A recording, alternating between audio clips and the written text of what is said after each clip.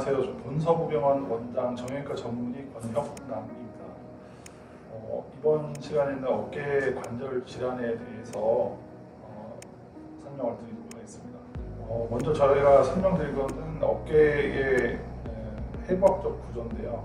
해부학적 구조하면 너무 복잡한데 간단하게 설명을 드리겠습니다.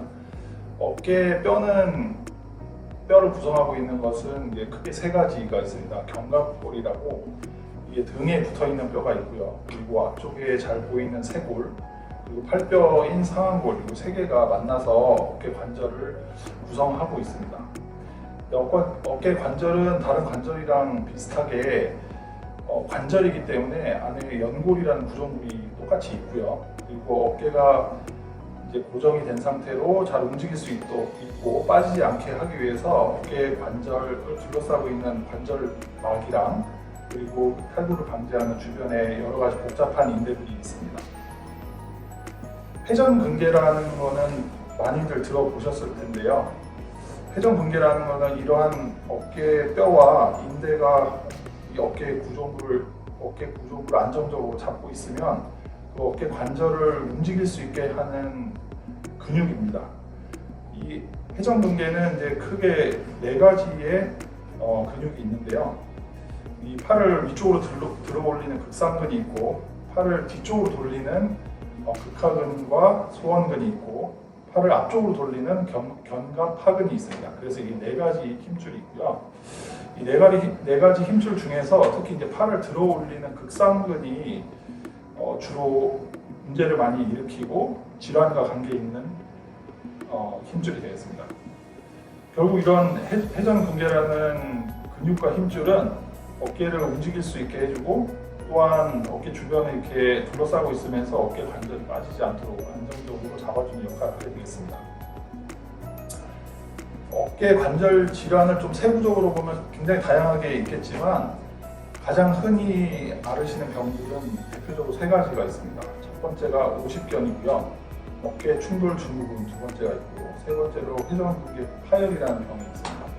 한 번쯤 다 질병 이름에 대해서는 들어보셨을 것 같은데요.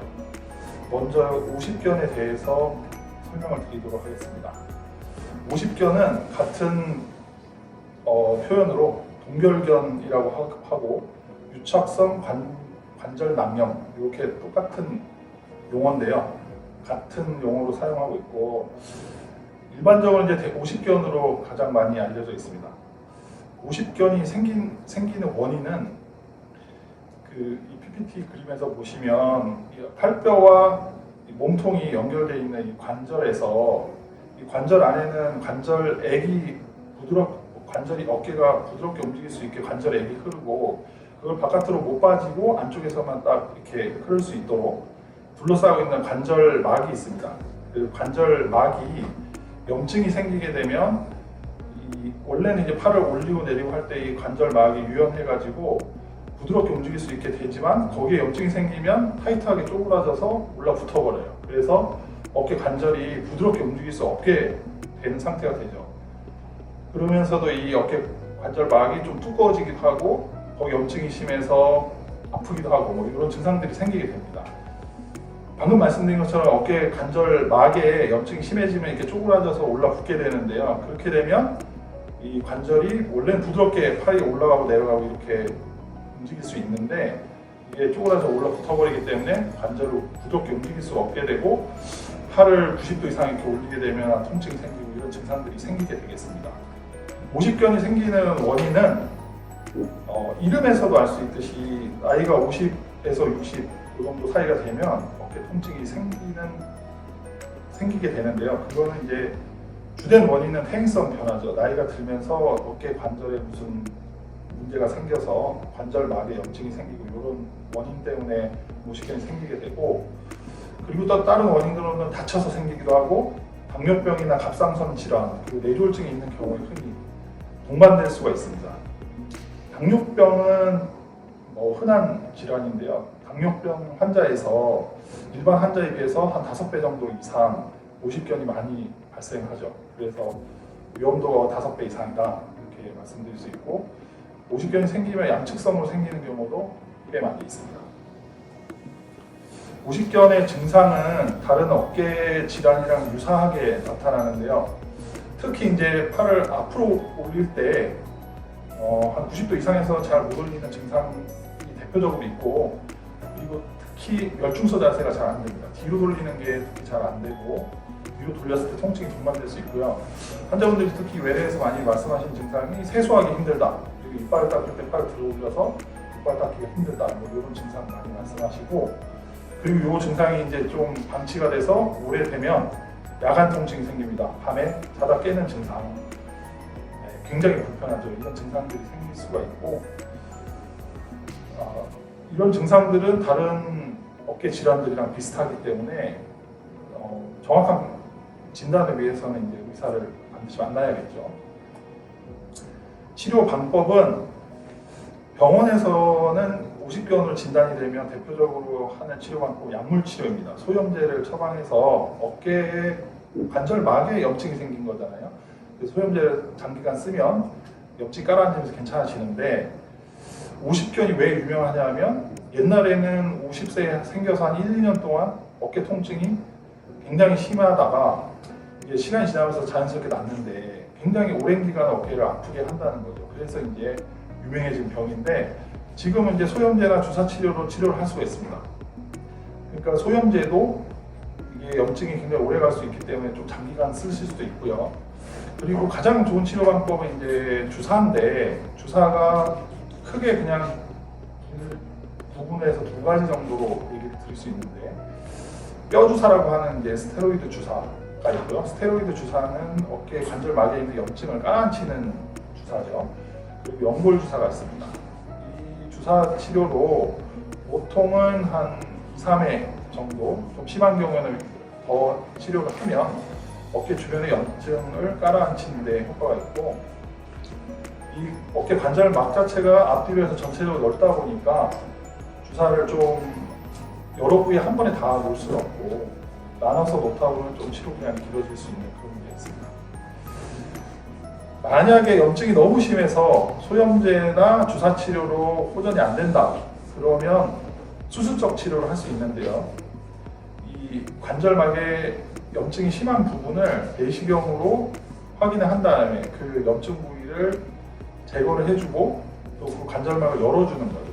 이렇게 하면 어깨 관절이 염증이 있어갖고 잘 안 올라가는 상태가 수술하고 나면 바로 다 올라갈 수 있고요. 염증은 이제 그 뒤에 소염제나 필요하면 주사치료 이런 것들을 해서 어쨌든 심하게 악화되는 상태를 수술적 치료로 이제 방향을 틀어주면 그 뒤에는 이제 서서히 증상이 괜찮아지면서 호전이 됩니다. 대개는 이제 주사나 약물 치료로 하죠. 아주 심한 분들 경우에 한해서 수술적 치료를 합니다. 이후에는 수술적 치료도 이제 소염제나 이런 거를 하면서 중요한 것들이 이제 팔의 정상적인 운동 범위를 이제 다시 돌려주기 위해서는 계속 스트레칭이나 뭐 가벼운 운동 뭐 이런 것들을 적절히 하는 게 중요합니다. 두 번째로 말씀드릴 질환은 어깨 충돌 증후군이라는 게 있는데요. 이것도 많이 들어보셨을 텐데 이 질환이 생기는 원인에 대해서 조금 이해가 필요한데요. 그림을 보시면 좀 전에 말씀드렸던 어깨 회전근개 힘줄 위에는 견봉이랑 뼈가 있습니다. 그 뼈 밑에 힘줄이 있고 그 힘줄 밑에 어깨뼈가 있죠. 그래서 이 힘줄은 그 뼈랑 뼈 사이에서 왔다 갔다 하면서 움직이게 되는데요. 어떤 경우에 이 견봉이란 위에 뼈가 아래쪽으로 이렇게 내려오거나 아니면 그쪽에 뼈가 좀 더 생겨가지고 밑으로 내려오면 회전근개가 움직이면서 쓸리게 되겠죠. 쓸리면 처음에 염증이 생깁니다. 그래서 통증이 동반될 수 있고, 이게 장기간 방치되거나 이렇게 되면 회전근개를 계속 쓸어가지고 파열로 이어질 수 있죠. 그러니까 회전근개 파열의 원인이 될 수가 있죠. 네. 그래서 어깨 충돌 증후군은 파열까지는 아니고 염증 정도가 생긴 상태를 얘기를 하고요. 증상은 이런 어깨 충돌 증후군이 생기는 원인은 나이가 들면서 그 견봉이나 뼈의 아래쪽에 뼈가 조금씩 자라날 수도 있고요. 또 어깨를 많이 쓰시는 분들은 이 견봉과 회전근개의 힘줄, 그 밑에 뼈가 계속 충돌을 하면서 뼈는 이제 충돌을 하거나 하중을 계속 받으면 그쪽이 단단해지기 위해서 좀씩 자라날 수 있거든요. 그래서 아래쪽으로 뼈가 내려오는 상태가 될 수 있습니다. 그러니까 어깨를 많이 썼을 때 이런 견봉이 자라나는 상태가 될 수 있는 거고, 선천적으로 이 뼈가 아래쪽으로 많이 튀어나와 있는 분들이 있습니다. 그래서 이런 분들은 나이가 40대 초반부터 어깨 증상이 생기고 잦은 어깨 통증과 뭐 주사치료, 약물치료 하면 증상이 괜찮아졌다, 이런 증상들이 계속 반복될 수 있죠. 그림에서 보시는 것처럼 이렇게 견봉이 아래쪽으로 튀어나와서 회전근개가 부딪히는 걸 볼 수 있는데요. 이 증상이 상태가 오래되면 이제 염증이 생겨서 통증으로 이어진다는 거죠. 어깨 충돌 증후군의 증상은 앞에 말씀드린 오십견이랑 구분을 할 수가 없습니다. 증상으로 결국에는 이 두 개의 질환을 구분하기는 어려운데요. 증상은 마찬가지로 어깨에 전반적인 통증이 있고, 통증은 팔을 펴서 올릴 때 한 60도에서 120도 사이에 그 견봉과 힘줄이 쓸리면서 통증이 생길 수 있는데요. 이거는 아주 명확한 그런 건 아니고, 팔을 이렇게 들어 올렸을 때 통증이 생길 수 있다. 이 상태가 또 방치가 돼서 오래되면 야간에 자다 깨는 야간 통증이나 이런 것들이 생길 수가 있고, 이해가 되시겠지만 이 뼈가 밑으로 내려와 있으니까 밑에 힘줄이 왔다 갔다 하면 쓸리면 소리나 아니면 드득드득하는 느낌, 이런 것들이 들 수 있겠습니다. 치료 방법은 우선적으로 소염제 치료입니다. 염증이 생겼기 때문에 염증을 깔아앉히는 소염제가 치료제가 되겠고요. 심하지 않으면 소염제 약물 치료로만 괜찮으시지만 대개는 병원에 오실 정도의 불편감이 있으면 주사 치료로 치료를 하게 됩니다. 주사 치료는 오십견에서 말씀드린 것처럼 뼈 주사나 연골 주사 이 두 가지를 쓸 수 있겠는데요. 요거는 뒤에서 조금 자세히 설명드리고, 만약에 이제 이 증상 자체가 심하고 이 뼈가 정밀 검사를 했을 때 너무 많이 내려와서 힘줄이 쓸리는 상태가 너무 심하고 회전근개 파열로 이어질 수 있다라는 상태가 되면 이 그림에서 보시는 바와 같이 아래쪽에 튀어나온 뼈를 내시경적으로 카메라를 집어넣어가지고 그 아래쪽 뼈가 튀어나온 부분을 깎아줍니다. 깎아주면 공간이 넓어지고 밑에 있는 회전근개 힘줄이 쓸릴 일이 없어지겠죠. 이렇게 해서 아주 심한 경우에는 수술적 치료를 할 수가 있습니다. 제가 그 주사 치료로 결국에는 오십견이나 충돌 증후군은 치료를 할 수 있다고 말씀을 드렸는데요. 주사 치료는 그냥 대표적으로 두 가지가 있습니다. 일반적으로 뼈 주사라고 많이 알고 계신데요. 뼈 주사는 스테로이드 주사입니다. 스테로이드는 염증을 깔아앉히는 치료제고, 지금까지 이제 사실 의학이 많이 발전했지만 스테로이드만큼 효과적인 건 없습니다. 근데 이제 뼈 주사라고 하면 긍정적인 이미지보다는 좀 부작용이 많다, 막 이런 나쁜 이미지가 많고요. 사실 뼈 주사는 적절히 사용하면 굉장히 효과가 좋습니다. 그러니까 1년에 사용할 수 있는, 부작용이 안 생길 수 있는 정도의 용량을 의사가 잘 파악을 해서 주사를 하게 되는데, 염증 부위에 이 스테로이드 주사를 하면 염증을 빠르게 가라앉히고 통증이 당연히 없어지겠죠. 네, 그래서 이제 효과가 굉장히 좋고요. 너무 이게 장기적으로 많이 사용하거나 이렇게 되면 연골이 약해질 수도 있고 힘줄도 약해질 수도 있고 이런 여러 가지 부작용이 생길 수 있는데, 이거는 의사가 잘 봐가면서 쓰기 때문에 너무 걱정하실 필요는 없고요. 그리고 사용할 수 있는 대표적인 주사가 연골 주사라는 게 있습니다. 연골 주사라는 거는 히알루론산 주사라고 알고 있는데요. 이거는 이제 연골을 관절에는 다 연골이 있거든요. 근데 연골이라는 거는 관절을 구성하는 요소로서 굉장히 중요한 부분이고, 관절염이나 이런 것들은 되게 연골 손상에 의해서 증상이 생기는 것들이 있고, 연골이라는 거는 그 주 구성 성분이 하이알루로닉 애시드라는 게 주 구성 성분이거든요. 그거를 추출해 놓은 게 연골 주사입니다. 연골 주사는 결국 주사를 했을 때 관절에 있는 염증이나 이런 거를 완화시키고, 또 어깨 관절이나 무릎 관절, 이렇게 관절이 움직일 때 부드럽게 움직일 수 있게 해주고 충격을 흡수해주고 이런 여러 가지 좋은 효과들이 있거든요. 그래서 관절 주변에 있는 염증이나 이런 것들을 조절하기 위해서 연골 주사를 많이 사용합니다. 장점은 부작용이 없죠. 부작용이 없는 게 장점이고요.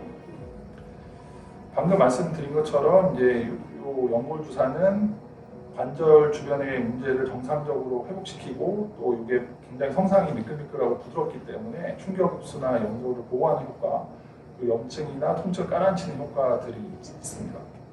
근데 연골 주사의 종류는 크게 3가지 정도로 말씀드릴 수 있는데요. 5번 맞는 우회 제형의 주사가 있고 3번 맞는 주사가 있고 그리고 최근에는 1번 맞는 주사가 나왔습니다.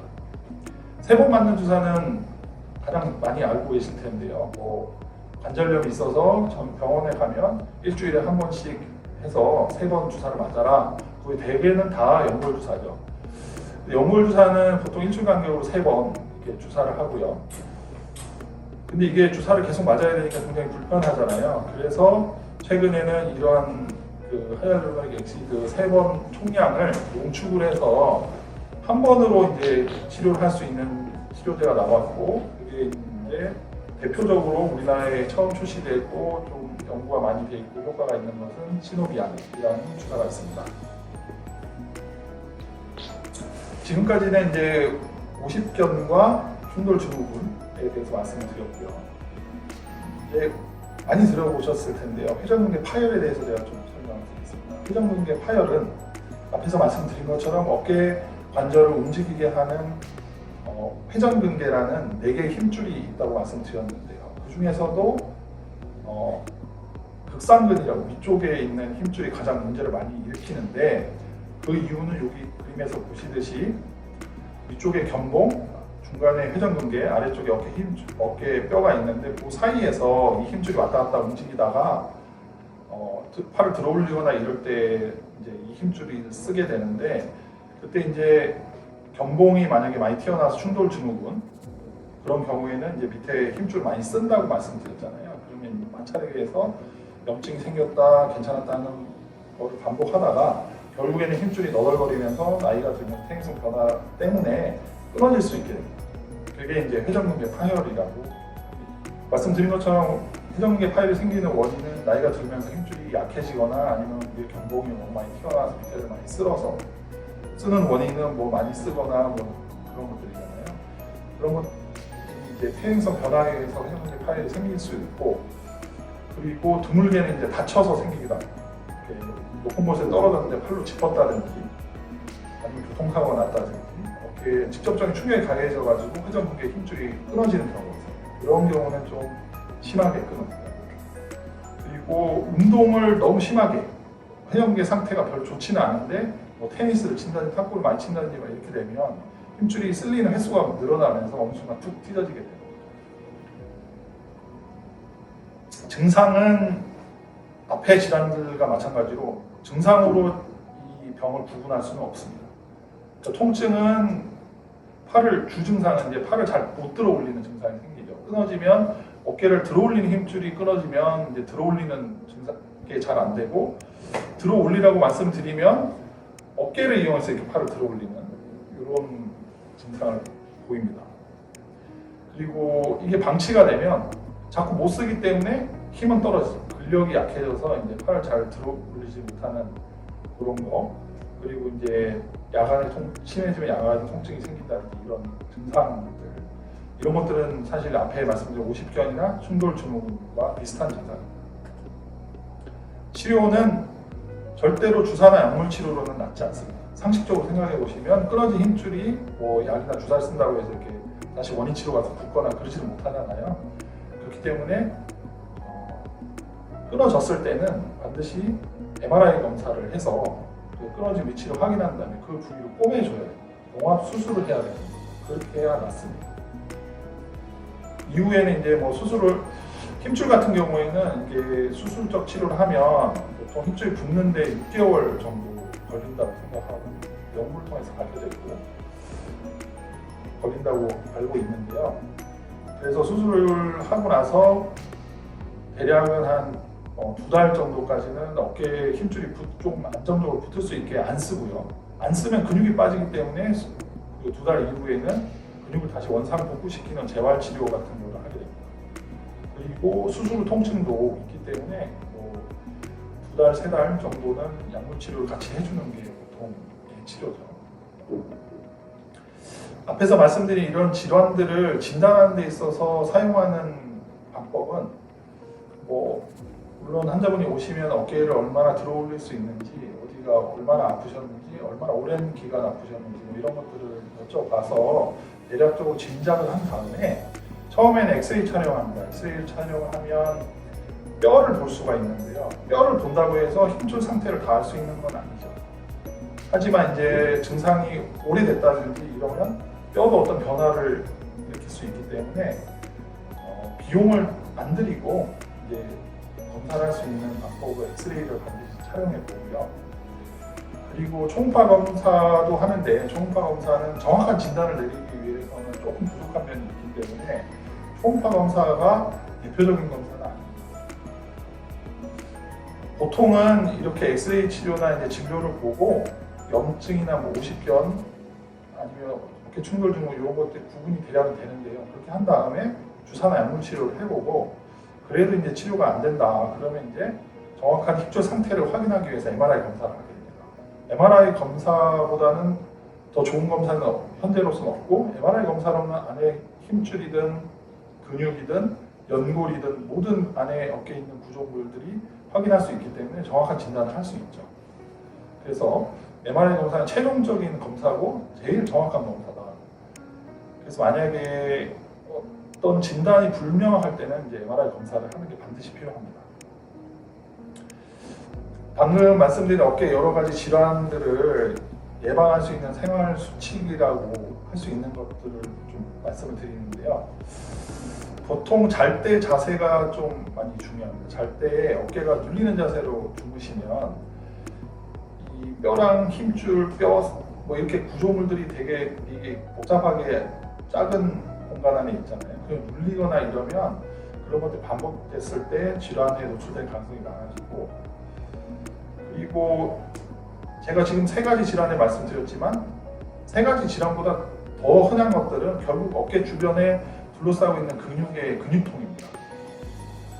근육통이 생기는 원인은 뭐 여러 가지가 있지만 뭐 스트레스를 많이 받는다든지 해서 근육이 계속 경직이 돼 있으면 그 상태가 오래되면 이제 근육이 뭉쳐서 통증이 유발되는 거, 그게 가장 흔하고요.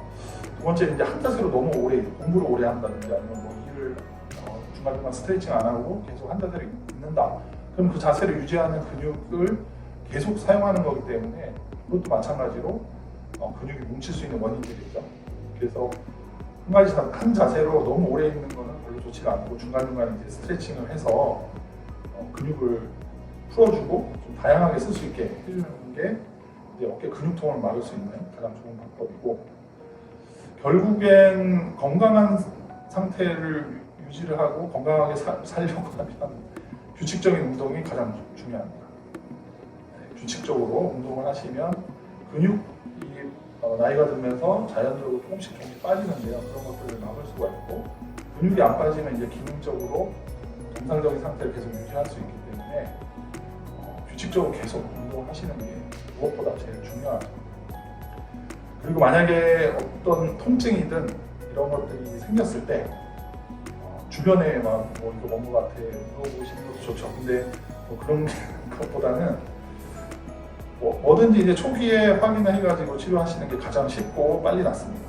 그래서 증상이 좀 있거나 하실 때는 가까운 병원에 방문을 하셔가지고 치료를 하시고 의사의 의견을 들어보고 거기에 맞는 의사가 하는 대로 치료를 먼저 해보시고, 만약에 증상이 오래 간다 하면 MRI를 찍거나 이제 정밀 검사를 하면 정확한 원인을 분명히 찾을 수 있고, 원인을 찾으면 치료가 가능합니다.